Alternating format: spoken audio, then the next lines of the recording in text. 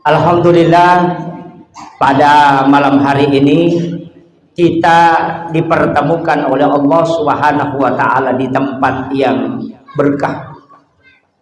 Masjid itu Bapak Ibu sekalian bukan tempat sembarang. Kenapa dia bukan tempat sembarang? Masjid ini ditakdirkan oleh Allah Subhanahu wa taala dibangun di atas tanah, di mana tanah ini adalah tanah yang pernah menetes air mandi Rasulullah Shallallahu Alaihi Wasallam. Disampaikan dalam satu risalah beberapa ulama kita di dalam tirakat itu bahwasannya ketika Rasulullah dimandikan, air mandi Rasulullah itu tidak jatuh ke tanah, dan air mandi Rasulullah itu diambil dari sumur Gors. Memang itu wasiatnya Rasulullah sebelum beliau wafat, bahwa kelak ketika aku wafat maka mandikan aku dengan menggunakan air sumur Gors. Ketika air mandi Rasulullah tidak jatuh ke tanah, justru itu naik ke langit, dan nanti hujan turun, kemudian air itu mengikuti tetesan air hujan. Di mana ada air mandi Rasulullah menetes, maka di situ akan dibangun satu masjid. Itulah sehingga masjid itu adalah tempat yang berkah, bukan hanya karena tempatnya, akan tetapi Allah mentakdirkan tanah yang kita tempati ini pernah ditetesi air mandi Rasulullah Sallallahu Alaihi Wasallam. Alhamdulillah, kita dipertemukan di tempat ini dengan niat untuk taklim, mengambil ilmu ataupun menambah ilmu. Sebenarnya ulama-ulama kita yang ada di Sulawesi Barat ini itu luar biasa banyaknya, dan sampai akhir zaman tidak akan habis ulama kita yang dari Sulawesi Barat. Cuma kadang karena korban viral sehingga kadang undang saya ke sini, Pak. Sebenarnya ilmu ulama kita di sini itu jauh lebih apa yang saya ketahui. Maka masyarakat yang ada di Polewali Mandar ini saya wasiatkan, ada ulama-ulama kita yang masih nyambung sanadnya langsung dengan guru ta almarhum almaghfurlah Ki Haji Muhammad Tahir Iman Dafiau.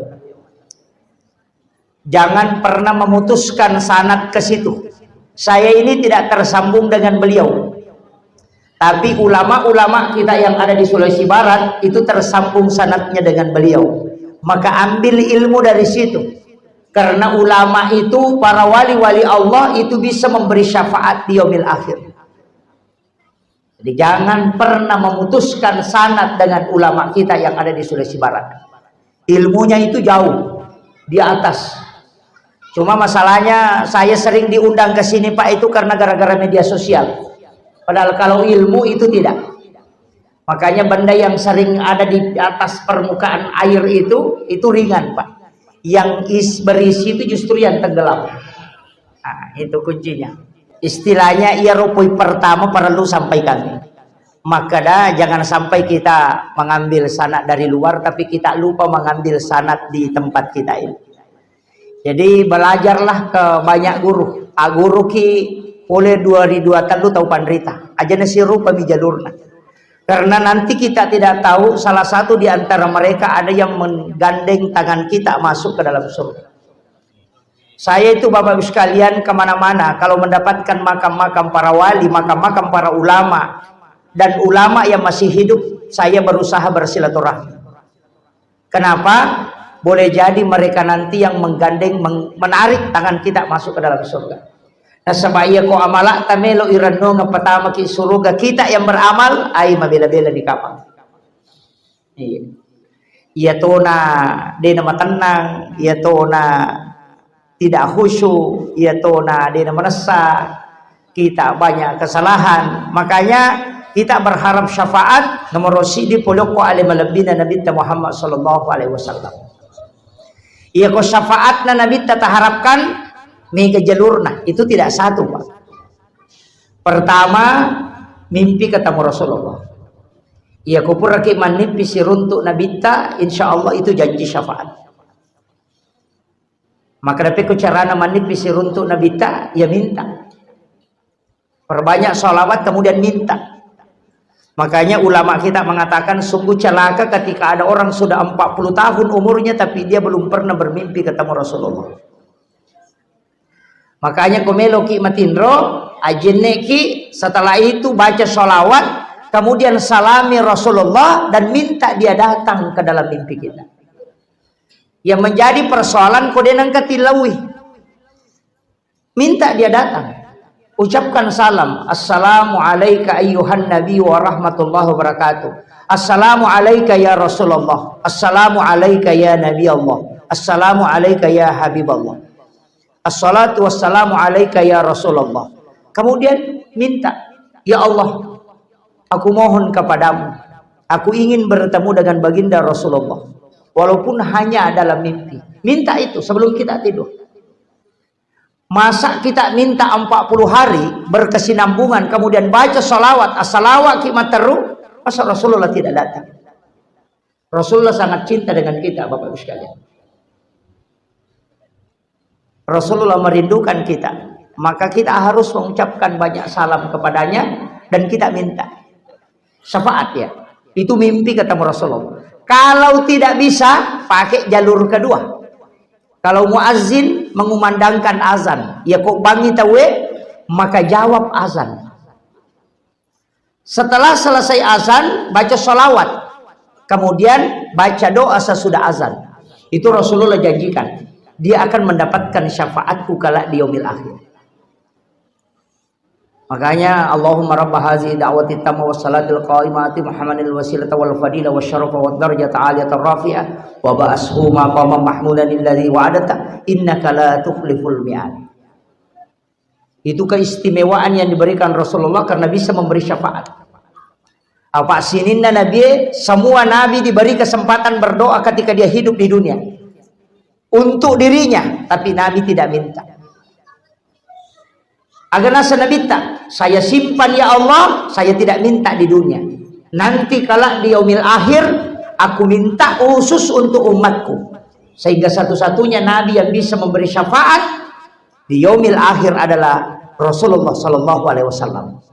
Makanya Bapak Ibu sekalian, usahakan setelah pada saat azan dikumandangkan, ammekoki jangan berbicara dunia, kemudian jawab azan dan baca sholawat setelah azan, kemudian kita baca doa sesudah azan. Itu dijanji syafaat. Itu yang kedua. Syafaat itu kan pertolongan langsung Rasulullah. Jadi kan orang surga si bawa neraka itu Pak Bu, hadiah. Iya. Jadi neraka juga itu hadiah. Iya, neraka itu hadiah. Hadiah untuk orang yang melakukan dosa. Surga adalah hadiah untuk orang yang melakukan kebaikan. Tapi surga dan neraka nasabah itu hadiah, maka jangan pernah pikirkan kedua ini. Jangan pikirkan surga dan jangan pernah pikirkan neraka, karena itu cuma hadiah. Yang kita pikirkan yang pertama adalah rahmat Allah, yang kedua adalah syafaat. Karena orang masuk surga itu kuncinya cuma dua, yalengi pamase atau yalengi syafaat. Kadang-kala kita ibadah itu karena memikirkan surga, wah itu keliru Pak. Tidak tepat. Karena orang yang sholat memikirkan surga atau mengharapkan surga, berarti sholatnya mengharapkan makhluk, bukan khalik. Surga neraka itu makhluk atau khalik? Puaga atau makhluk? Makhluk. Padahal kita dalam sholat mengatakan inna sholati wa nusuki wa mahyaya wa mamati lillahi rabbil alamin, bukan mengatakan lil jannah. Apalagi kalau mau bidadari lihurin wow itu parah itu. Sholatnya mau bidadari. Ini saya kasih kajian yang karena di sini ada guru tak hadir, nanti beliau yang luruskan kalau saya keliru. Makanya surga neraka itu adalah hadiah. Maka saya harapkan sininna sampajatta pakasibiyatta harus lillahi. Jangan pikirkan surga. Nanti Allah yang kasih hadiah. Pasti kau nama seiki, pasti nolongan. Angka syafaat nalengi nabita, pasti mendapatkan surga. Makanya yang harus dipastikan syafaat dengan rahmat Allah. Ternyata surga. Makanya makadaki lillahi rabbil alamin. Ini kuncinya.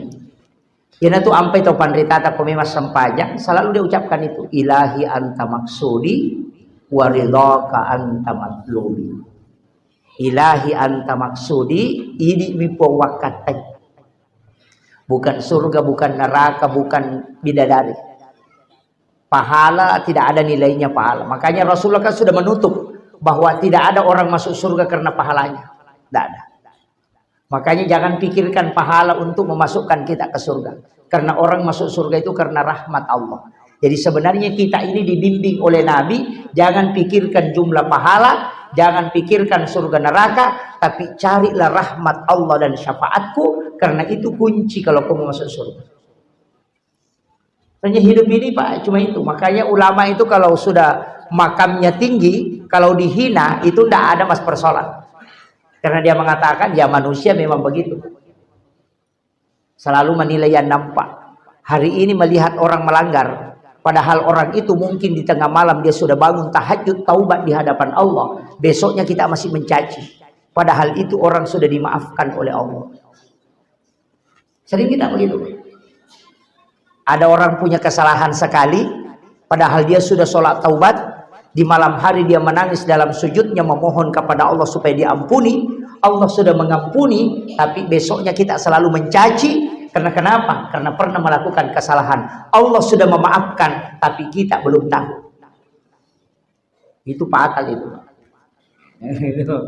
Makanya ulama kita mengatakan, pandanglah orang dengan pandangan bahwa dia adalah hamba yang paling dekat dengan Allah. Dan pandanglah dirimu bahwa engkau adalah orang yang paling hina di hadapan Allah. Maka kau tidak akan pernah mencaci maki. Yang sering mencaci-caci ini yang harus tahu. Apalagi Habib Umar bin Hafiz kemarin, itu banyak yang komen cara bacaan sholatnya itu. Ketika dia baca Al-Quran, banyak mengatakan, oh ini yang ternyata ulama wali yang bacaannya seperti ini. Saya bilang, Habib Umar itu bisa membaca Al-Quran sebagaimana kita membaca Al-Quran di sini. Tapi sengaja dia tidak membaca seperti itu. Dia membaca sesuai dengan dialek yang disahkan dalam Islam. Makanya ada kan qiraat. Dia membaca dengan qiraatnya. Itu demi menjaga ilmu. Napodangi maka dang kato baca makwa modelena. Angkato baca makwa modelena. Yang pakai ini tetap sah. Cuma karena orang banyak terbatas ilmunya, menyalahkan orang pintar. Ini yang banyak. Makanya ku ini kong kay mata po nakadawat duhe. Makadaway masalah-salah ya. Iya. Karena barusan dia dengar, padahal itu masuk dalam qiraat. Wadduha wal laili idza saja ma waddaka rabbuka wa ma qala walal akhiratu khairul laka minal ula wala sawfa yu'tika rabbuka fatarda. Kan begitu. Ya kau nak makada. Imas salah, padahal tidak salah. Dia benar, cuma kita yang kurang ilmu. Itu pentingnya bertaklim, pentingnya belajar. Saya melihat di media sosial itu banyak yang mencaci. Saya bilang ini nanti malu sendiri ketika dia belajar. Makanya saya wasiatkan banyaklah belajar. Kemudian kita yang pertama tadi mimpi, yang kedua azan. Kalau masih tidak bisa, pakai yang ketiga. Setiap malam Jumat baca sholawat kepada Rasulullah 100 kali. Itu hadis dari Aisyah. Siapa yang bersolawat kepada Rasulullah, nigi kita mas salawat lauri Nabi tak kasih ratu setiap malam Jumat istiqamah, maka insya Allah kala dia akan mendapatkan syafaat baginda Rasulullah. Oke, gampang-gampang nih ya di. 100 kali aja Pak. Salawat Ustaz, bisa yang paling pendek. Sallallahu ala Muhammad. Bisa Allahumma sholli ala Sayyidina Muhammad. Bisa Allahumma sholli wa sallim ala Sayyidina Muhammad. Bisa Allahumma sholli ala Sayyidina Muhammad wa ala ali Sayyidina Muhammad. Bisa juga pakai sholawat Ibrahimiyah. Itu yang tahiyat akhir. Itu sholawat yang paling sempurna.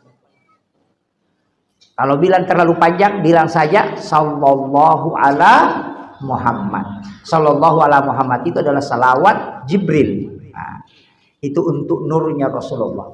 Itu aja. Cuma kalau mau bersalawat, Pak, ucapkan salam dulu kepada Rasulullah.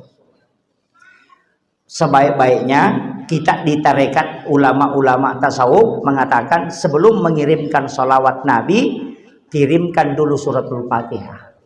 Makanya sebelum kita bersalawat membaca ila hudratin nabil Mustafa sallallahu ala sayyidina Muhammad al-Fatihah. Baru kita salami.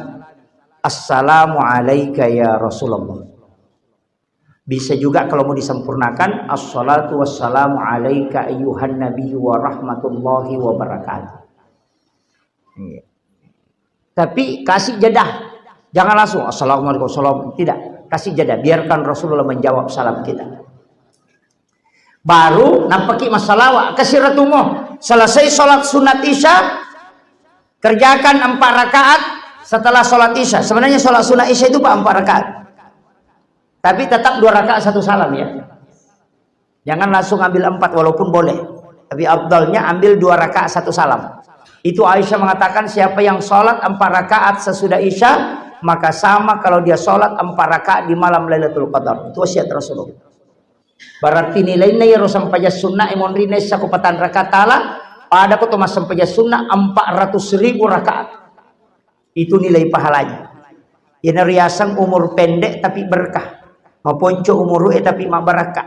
Apa ya komeki mas sampai sunnah apa datu sak rakaatna insyaallah pasti dia tulis. Pada tu sak busiratu lagi. Iro lagi ko ramalangi 20 rakaat na tarawih make lari. Gitu. Apalagi kalau sudah hitung 1000, oh sudah lari. Makanya ada ibadah yang Rasulullah berikan, istilahnya Allah memberikan khususia karena keistimewaan ibadah itu. Tapi itu kok sampai perlu dia tu gaga na bicara padilana maka dah digi-digi mas sampai loro maka apalana tidak ada. Siapa yang sholat duhur begini pahalanya tidak. Rata-rata yang menghitung pahala itu kalau dalam sholat secara keseluruhan itu adalah sholat sunnah. Tapi untuk sholat fardu yang dihitung pahalanya itu bacaannya. Jadi setiap 1 huruf itu 150 hasanat. Itu yang dihitung Pak. Makanya imam yang panjang bacaannya banyak pahalanya. Tapi kalau bagus kehusuannya berubah akhlaknya menjadi baik. Makanya kau angkat tahu pas sempajan apa ceceira pas sempajang tolima jasipa berarti bukan sholatnya yang salah, khusyuknya yang kurang. Orang yang khusyuk dalam sholat akan berubah akhlaknya menjadi baik. Ikung kepadang kamakalasi na sampajamo berarti dia nama kanjak kehusyuan. Ya kalau mau merubah akhlak perbaiki kehusyuan. Makanya ada orang sholat itu Pak tidak lama. Dia matangga masuk aja mapunco karena dia takut kalau tidak khusyuk. Saya pernah ketemu jamaah itu sholatnya agak cepat. Saya tanya, kok saya lihat Pak sholatnya agak cepat, agak nasang. Watung kau Ustaz. Iya ku matangga kak mas sempajang, magampang nak ganggu setan. Iya ku malas sika, nape me ganggu kak selesai ini. Itu alasannya itu. Katanya kalau saya sholat agak lambat itu justru setan itu mudah mengganggu saya itu. Tapi kalau saya sholat agak cepat itu setan baru mau ganggu saya sudah selesai sholat.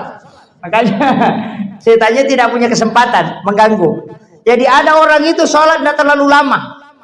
Kenapa? Karena dia tidak mau kalau terganggu. Yang penting ada tumaninanya. Jadi semua orang punya alasan Pak. Semua orang punya alasan. Jadi maka cucu tuh nasangi. Saya tidak salahkan. Jadi makanya saya sampaikan begini. Dalam agama ini memang harus kita tanyakan dulu. Aja nih pasalah tahu. Kayak kemarin ada orang langsung mengatakan terus tas tahu nasangi. Tak kalupair. Anak kemas sempajang imundri nasarat. Kak tunggu dulu. Siapa tahu dia mengqadha sholatnya. Setelah selesai sholat dia datang jabat tangan, saya suruh duduk, baru tanya, sholat apa kita kerjakan sesudah asar? Dia bilang, anu Pak Ustaz, Dulu waktu saya anak muda itu tidak pernah sholat. Hampir 12 tahun, di 20 tahun itu saya tidak sholat. Makanya semua sholat fardu itu saya ganti. Saya qadha semua. Dan itu saya mau qadha sampai 20 tahun. Jadi anak pura masam pejaloro mange, maka dia sialena masam pejaloro mengganti sholat yang pernah dia tidak lakukan. Nampai mamak ko yaro nak mapasalah. Iya. Jadi makanya selalu saya sampaikan, jangan salahkan orang sebelum tanya orangnya. Makanya Rasulullah itu ketika ada masalah dia cuma tanya, kenapa kau lakukan itu? Karena kesabaran Nabi tak pernah sampai sunnah. Sahabat tidak ada sholat sunnah, kemudian dia sholat sunnah. Setelah itu nanti Nabi lihat sampai selesai salam, Nabi tidak tegur. Urang mani mas sampajan apa noli, natanay makada sampajan aga sana. Tajamana dia tak gagal sampai sunnah emonrin na subuh. Kenapa masih sholat sunnah? Agak nasam ya Rasulullah, saya baru kerjakan sholat sunnah sebelum subuh. Matin roka kasih onak, nadi pesak ding. Kamak manitain apa kak pesak ding. Nadi nang kau salai biya sampai sunnah. Saya tidak pernah tinggalkan ini sholat sunnah subuh sehingga saya mengqadha baru saya kerjakan. Nabi itu mengusap lengannya baru tersenyum kemudian pergi. Sehingga ulama mengatakan itu hadis takriri, dibolehkan. Karena diamnya Nabi itu boleh dilakukan. Coba. Tapi ya biwat di tau mas sampai sunnah imonrina subuh sampai sunnah subuh na nareko istiqomamu mas sampai sunnah subuh. Ya mikode aja bawan. Ya, ini penting. Sholat sunnah subuh itu kan memang 2 rakaat aja, Bu. Cuma memang dalam hadis itu kan ada 2 rakaatanil fajri. Hadis yang kedua mengatakan rakaatani qablal fajar. Itu kan ada 2 hadis itu. Ada yang mengatakan rakaatanil fajri khairum minad dunya wa ma fiha. Ada juga hadis mengatakan rakaatani qablal fajar. Sehingga ada yang mengatakan ada sholat sunnah sebelum azan subuh. Dan sholat sunnah fajar itu adalah sholat sunnah sebelum azan subuh. Dan sholat ada yang mengatakan tidak setelah azan subuh. Makanya 2 versi. Mana yang benar? Kalau saya masing-masing berpegang pada dalil yang dia pegang. Kalau yang salah tadi yang pertama, maka dia tetap dapat pahala 1. Karena ada kaidah usul fikih, al-mukhti'u al-ijtihadu lahu ajrun. Seorang mujtahid ketika keliru mengambil ijtihad, maka dia tetap dapat 1 pahala. Kalau dia benar dia dapat 2 pahala. Jadi ya ko salai lolongan ici dia pelang, ya ko cocok lolongan i 2. Kata lolongan dosa, ya mak pangiwangi dia nasam pajak. Itu kuncinya. Tajam mau sampai sunnah subuh, Bu. Kerjakan ibu toh. Jangan tinggalkan itu. Rasulullah mengatakan rakaatani qablal fajar khairum minad dunya wa ma fiha. Itu lebih bagus daripada dunia dan isinya. Kalau kita buka di dalam kitab Hasinatul Asrar, kenapa dia lebih baik daripada dunia dan isinya? Itu karena ada surahnya Pak khusus. Rakaat pertama kita membaca Qul ya ayyuhal kafirun 1 kali. Rakaat kedua baca surah Al-Ikhlas 3 kali. Itu lebih pahalanya itu lebih besar dibanding bersedekah emas seperti bumi besar. Hanya ada wirid-wirid khusus di situ. Kalau Qul ya ayyuhal kafirun dengan surah Al-Ikhlas itu di kitab Hasinatul Asrar. Cuma ada ulama kita, kalau saya sendiri Pak, kadang menggabungkan. Saya lebih banyak membaca Alam Nasrah dengan Alam Tara Kaifa. Ibu-ibu yang sudah tulangnya sudah keropos, biasa lututnya bunyi-bunyi, punggungnya sakit, suruh baca itu kalau sholat sunat subuh. Itu obatnya. Itu bukan hadis, tapi itu masuk dalam ilmu hikmah. Ilmu hikmah itu adalah ilmu yang Allah bukakan tabir kepada hambanya yang dikehendaki. Makanya termasuk di dalam kitab hikmah itu seperti Kansun Najah was Surur. Ulama yang menulis kitab ini namanya Sayyid Abdul Hamid Al-Qudsi. Ini kan sudah bulan Safar ya. Tanggal 13 hari Rabu yang akan datang itu Rabu terakhir di bulan Safar. Itu dikitabkan Sunnah Jawa Surur karangan Sayyid Abdul Hamid Al-Qudsi mengatakan Rabu terakhir di bulan Safar orang Jawa itu menyebut Rabu Wakesan. Kalau orang Bugis maka dia campur raba. Begitu. Ia konadapi era bapak capurang bulan Safar 320.000 balak. Jadi 320 sabu musibah napa turu puang Allah Ta'ala dari lauhun mahfuz ke langit-langit dunia. Jadi ia tu koraba imatu itu akan turun balak itu 320.000 balak yang turun, dan itu berlaku selama 1 tahun. Makanya di Rabu terakhir itu orang tua kita dulu melarang melakukan kegiatan seperti tasyakuran, dilarang. Mapak botina tengi, kung kagagami pamulay aja jolok mujamai.